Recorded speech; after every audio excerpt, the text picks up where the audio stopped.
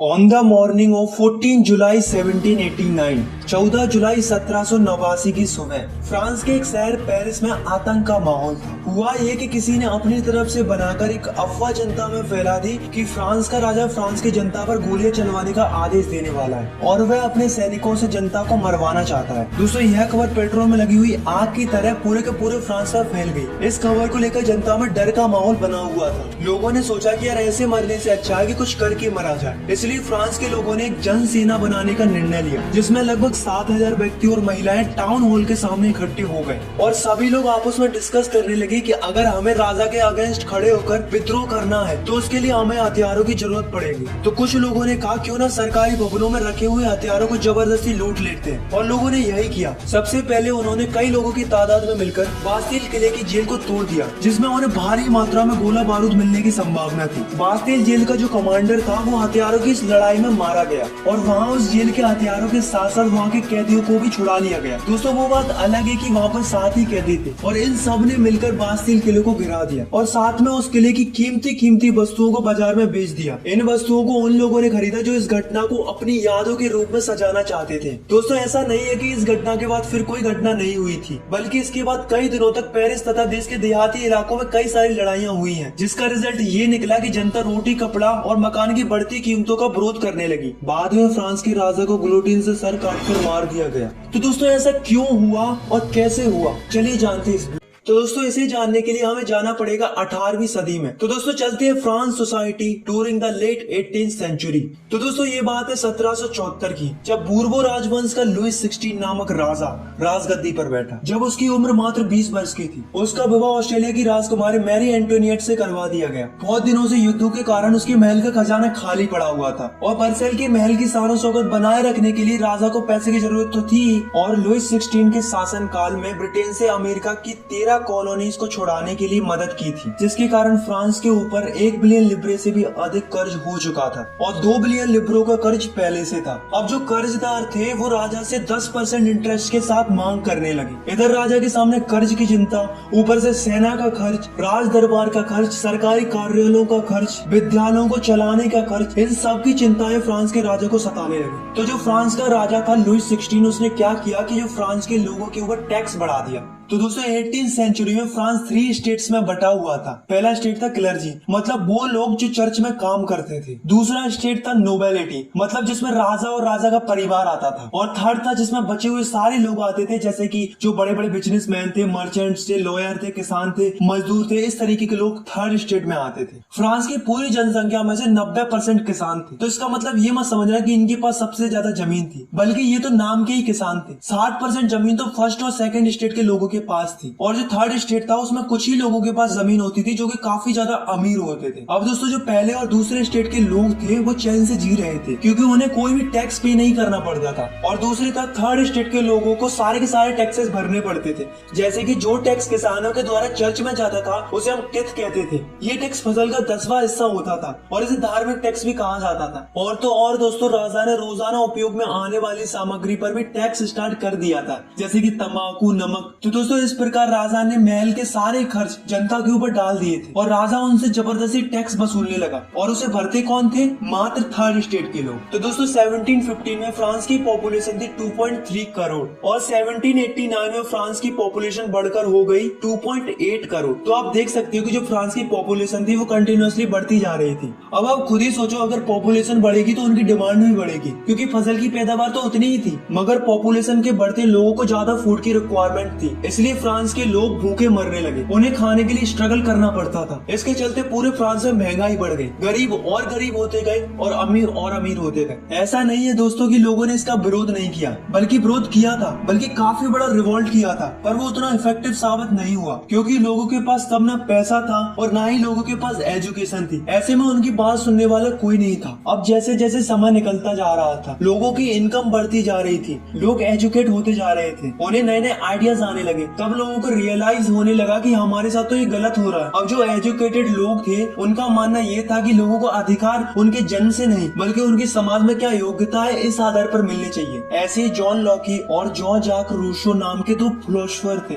इनका भी यही मानना ये था कि एक ऐसी सोसाइटी होनी चाहिए जहाँ पर सबको फ्रीडम हो और सारे के सारे कानून सबके लिए बराबर होने चाहिए और गवर्नमेंट ऐसी होनी चाहिए जो जनता की बात सुने। इसके ऊपर जॉन लॉकी ने अपनी किताब टू ट्रीटाइज ऑफ गवर्नमेंट में भी मोनार्ची गवर्नमेंट का जम के विरोध किया था। अब दोस्तों टैक्स तो पहले से ही बढ़ा हुआ था, ऊपर से महंगाई भी इतनी बढ़ गई थी कि लोगों को खाना भी नसीब नहीं हो रहा था। फिर क्या था दोस्तों, जनता राजा पर भड़क गई और यहीं से शुरू हुआ एक रिवॉल्यूशन। तो दोस्तों जैसा कि आप सभी को पता चल ही गया होगा कि लुई 16 का खजाना खाली हो चुका था, कर्जदारों की मांग बढ़ गई थी और उसको चुकाने के लिए राजा ने जनता पर टैक्स बढ़ा दिए थे। पर क्या आपको पता है कि प्राचीन राजतंत्र के अनुसार कोई भी फ्रांस का राजा अपनी मर्जी से टैक्स नहीं बढ़ा सकता था। इसके लिए उसे स्टेट जनरल की मीटिंग बुलाकर नए टैक्सों के प्रपोजल्स पर मंजूरी लेनी पड़ती थी। तो दोस्तों अब आप सोच रहे होंगे कि ये स्टेट जनरल क्या होती थी। तो दोस्तों स्टेट जनरल एक ऐसी पॉलिटिकल बॉडी थी जिसमें तीनों स्टेट अपने अपने स्टेट से रिप्रेजेंटेटिव भेजते थे, लेकिन केवल राजा ही तय करता था कि ये मीटिंग कब बुलाई जानी चाहिए। तो दोस्तों इसकी लास्ट मीटिंग 1614 में बुलाई गई थी, लेकिन फिर उसके बाद लुई 16 ने 5 मई 1789 को नए टैक्स बढ़ाने के लिए मीटिंग बुलाई, जिसमें फर्स्ट और सेकंड स्टेट ने 300 रिप्रेजेंटेटिव भेजे और जो थर्ड स्टेट था उसने 600 रिप्रेजेंटेटिव भेजे। और दोस्तों इस सभा में किसानों तथा कारीगरों को अंदर जाने की परमिशन नहीं थी। तो दोस्तों इन्होंने क्या किया कि 4000 पत्रों में अपनी शिकायतें और मांगे लिखकर असेंबली में भेज दी। लेकिन दोस्तों असेंबली के अकॉर्डिंग हर एक स्टेट को केवल एक एक वोट डालने का ही अधिकार था। पर अब की बार क्या हुआ कि जो थर्ड स्टेट के लोग थे उन्हें ये मंजूर नहीं था, क्योंकि वो चाहते थे कि पूरी की पूरी असेंबली वोटिंग करे, केवल 3 ही वोट पर फैसला नहीं दिया जाना चाहिए। लेकिन जो लुई 16 था उसे ये प्रस्ताव स्वीकार नहीं था। राजा ने इस थर्ड स्टेट के प्रपोजल को नहीं माना, जिसके कारण क्या हुआ कि जो थर्ड स्टेट के लोग थे वो निराश होकर असेंबली के बाहर चले गए और यही सभी लोग 20 जून को वर्साई के इंडू टेनिस कोर्ट में जमा हुए। इन सब लोगों ने मिलकर एक डिसीजन लिया कि जब तक हम एक ऐसा कॉन्स्टिट्यूशन नहीं बना लेते जिसमें राजा के पास कम पावर हो, तब तक हम सब लोग मिलकर स्ट्रगल करते रहेंगे और राजा के खिलाफ लड़ते रहेंगे। उन्होंने अपने आप को एक नेशनल असेंबली घोषित कर लिया था। दोस्तों उस असेंबली के 2 लीडर बनाए गए, पहला था मिराबियू और दूसरा था एबेशियस। इन दोनों ने असेंबली को लीड किया। दूसरी तरफ फ्रांस में कड़ाके की ठंड पड़ रही थी, जिसके कारण क्या हुआ कि फ्रांस की जो अधिकतम फसल थी वो मारी गई। लोगों में भूखमरी इतनी बढ़ गई थी कि औरतों ने जबरदस्ती खाने पीने की चीजों को दुकानदारों से छीन लिया। यह देखकर राजा ने सेना को आदेश दे दिया कि तुम शहर में प्रवेश करो। जैसे ही सेना ने शहर में प्रवेश किया तो लोगों में हड़कंप मच गया। फिर क्या था दोस्तों, लोगों की भीड़ ने 14 जुलाई को बास्तील के किले पर धावा बोल दिया, क्योंकि गांव-गांव में अफवाह फैल रही थी कि राजा ने किसानों की फसलें बर्बाद करने के लिए बाहर से कुछ लोगों को बुलाया है। अब टैक्सों की आग तो पहले से लगी हुई थी, अब लगी हुई आग पर राजा की अफवाह ने पेट्रोल का काम और कर दिया, जिससे किसानों ने गाँव के सरकारी अन्य भंडारों को लूट लिया और साथ में टैक्सों से संबंधित डॉक्यूमेंट्सों को भी जला दिया। आखिर में विरोधी प्रजा की ताकत का अंदाजा लगाकर राजा ने नेशनल असेंबली को मान्यता दे दी। तो दोस्तों आपको तो पता है कि जो नेशनल असेंबली थी वो क्या चाहती थी कि राजा की पावर लिमिटेड कर दी जाए। तो फाइनली 4 अगस्त 1789 की रात को नेशनल असेंबली ने एक ऑर्डर पास किया, जिसमें फर्स्ट स्टेट के लोगों से कहा गया कि आप चर्च के नाम पर जो जमीन लिए हुए हैं उसे वापस कर दें और जो चर्च में फसल का 10वां हिस्सा टैक्स के रूप में दिया जाता था, यानी कि धार्मिक टैक्स टिथ को बंद कर दिया जाए। जिससे क्या हुआ कि गवर्नमेंट को 2 बिलियन लिब्रो को फायदा हुआ। अब धीरे धीरे नेशनल असेंबली ने 1791 में एक नया कॉन्स्टिट्यूशन तैयार कर लिया, जिसमें राजा की पावरों को लिमिटेड कर दिया था और साथ में गवर्नमेंट को 3 हिस्सों में बांट दिया। First legislative, second executive, third judiciary. पहली वो होती है जो कानून बनाती है, दूसरी वो होती है जो ये देखती है कि जो ये रूल्स बने हैं वो फॉलो हो रहे हैं या नहीं हो रहे हैं, और तीसरी वो होती है अगर कोई रूल्स फॉलो ना करे तो उसे सजा देने का काम कौन करती है, जुडिशरी करती है। अब दोस्तों देखते हैं कि 1791 में जो नया कॉन्स्टिट्यूशन बना था वो कैसा था। तो जो फ्रांस की टोटल पॉपुलेशन थी वो थी 28 मिलियन। उसमें से 4 मिलियन लोग ही ऐसे थे जो वोट डाल सकते थे और जिन्हें फ्रांस के लोग एक्टिव सिटीजन्स कहते थे। इसके अंदर वो लोग आते थे जो कि मेल हो और उनकी उम्र 25 साल से ज्यादा हो और जो गवर्नमेंट का टैक्स भी भरते हो, और 3 मिलियन लोग ऐसे थे जिन्हें फ्रांस फ्रांस में पैसिव सिटीजन्स कहते थे, जो कि वोट नहीं डाल सकते थे, जैसे कि बच्चे, औरतें और वो लोग आते थे जिनकी उम्र 25 साल से कम हो। अब जो एक्टिव सिटीजन्स थे वो वोट डालकर एक जज चुनते थे और साथ में 50,000 इलेक्टर्स चुनते थे। अब जो 50,000 इलेक्टर्स थे उन्हीं में से 745 मेंबर नेशनल असेंबली के लिए बनते थे और जो 745 मेंबर थे वही राजा पर कंट्रोल रखते थे। अब राजा के पास केवल एक ही पावर थी, वो थी वीटो पावर, जिसका मतलब होता है कि राजा की मर्जी के बगैर कुछ नहीं होगा। और जो नेशनल असेंबली थी वही मंत्रियों को कंट्रोल भी करती थी। तो ये जो कॉन्स्टिट्यूशन बना था इसके अकॉर्डिंग लोगों को कई सारे अधिकार मिले, जैसे कि right to life, freedom of speech, freedom of opinion and equality before law.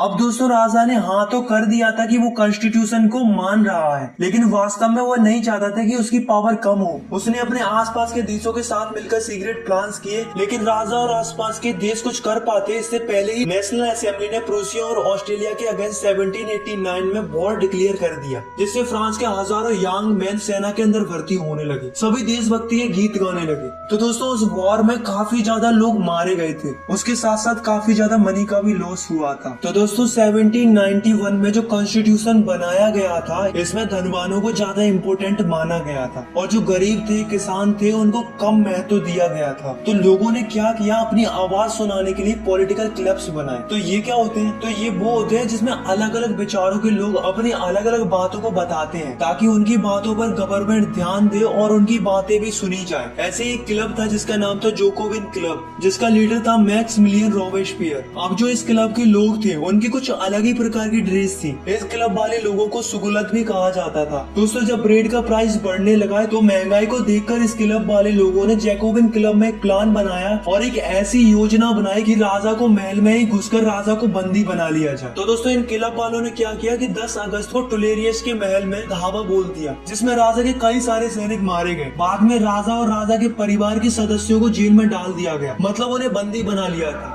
और फिर नेशनल असेंबली ने चुनाव कराए। फाइनली 21 सितंबर 1792 को राजाशाही राजतंत्र का अंत कर दिया गया और फिर मोनार्ची सिस्टम खत्म हुआ और एक नया रिपब्लिक सिस्टम यानी कि वोट डालने का सिलसिला शुरू हुआ। अब जो फ्रांस था वो एक रिपब्लिक कंट्री बन चुका था और जो लुइस 16 था जो बंदी बना लिया गया था उसे राजद्रोह के आरोप में मौत की सजा सुना दी गई। फाइनली 21 जनवरी 1793 को क्लेस दी कॉन्कार्ड में राजा को ग्लोटिन से सर काट कर मार दिया गया और सबको वोट डालने का अधिकार मिल गया। अब जो जोकोविन क्लब की जो सरकार थी यानी कि रोबेस्पियर की सरकार, वो क्या करने लगी कि फ्रांस में जो भी गणतंत्र के खिलाफ होता, चाहे वह उसकी स्वयं की पार्टी का ही क्यों ना हो, उसे जेल में डालकर मुकदमा चलाया जाता था और दोषी पाए जाने पर ग्लोटिन पर चढ़ाकर उसका सर कलम कर दिया जाता था। पर जो जैकोबिन क्लब था उसने कम काबिले तारीफ किया था, वो थी एबोलिशन ऑफ स्लेवरी। तो ये स्लेवरी क्या थी, तो दोस्तों फ्रांस की जो कॉलोनी थी कैरिबियन में, Martinique, Guadeloupe and Saint Domingo, तो यहाँ से क्या होता कि कई सारी चीजें इंपोर्ट होकर फ्रांस के अंदर आती थी, जैसे कि तंबाकू, इंडिगो, शुगर, कॉफी। तो इस तरीके की चीजें यहाँ से फ्रांस के अंदर आती थी। पर प्रॉब्लम क्या थी कि इन चीजों को बनाने के लिए वहाँ पर कई सारी लेबर्स की जरूरत पड़ती थी और यहाँ से काम करने के लिए वहाँ जाने के लिए कोई तैयारी नहीं था। तो इसके लिए जो फ्रांस के ट्रेडर्स होते थे वो क्या करते थे, पहले तो ट्रेडर्स फ्रांस से निकलते थे और अफ्रीकन कोस्ट तक जाते थे और फिर वहाँ से लोगों को खरीदा जाता था और उन्हें हाथों में हथकड़ियां डालकर अटलांटिक महासागर से होकर करीबियाई देशों तक ले जाया जाता था। वहाँ पर उनसे जबरदस्ती काम कराया जाता था।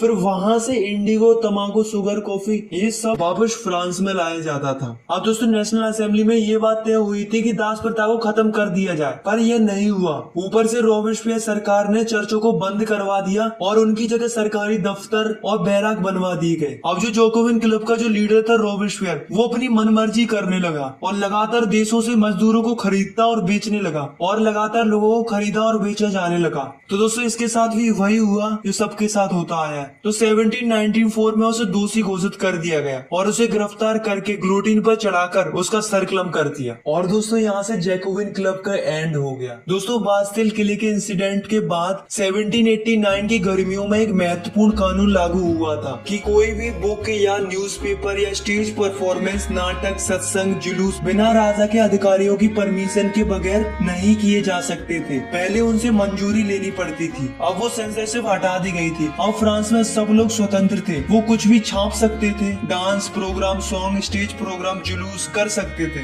अब उन्हें किसी की भी परमिशन लेने की कोई जरूरत नहीं थी। अब जो अमीर लोग थे उन्होंने गवर्नमेंट की पावर को अपने हाथ में ले ली। फिर उसके बाद एक नया कॉन्स्टिट्यूशन बना, फिर उसके अनुसार जिसके पास ज्यादा पैसा होगा वही वोट कर सकता था। इस कॉन्स्टिट्यूशन के अकॉर्डिंग 2 लेजिस्लेटिव काउंसिल बनाई गई। इन दोनों काउंसिल का काम था कि 5 मेंबर की बॉडी बनाना, यानी कि एक दूसरे में तकरार होने लगी, जिसका फायदा नेपोलियन बोनापार्ट ने उठाया। 1804 में फ्रांस का एक नया राजा बना जिसका नाम था नेपोलियन बोनापार्ट। नेपोलियन ने पहले तो यूरोप के लिए बहुत कुछ किया तो लोगों को लगा अच्छा है, लेकिन बाद में पता चला कि नेपोलियन तो बहुत ही क्रूअल किंग था। फाइनली 1815 में वाटरलू की लड़ाई में नेपोलियन हार गया। तो दोस्तों आपकी क्लास 9th में इतना ही है। अगर आपको ये वीडियो पसंद आई तो यार वीडियो को लाइक करो, चैनल को सब्सक्राइब करो और भी क्लास 9 की वीडियो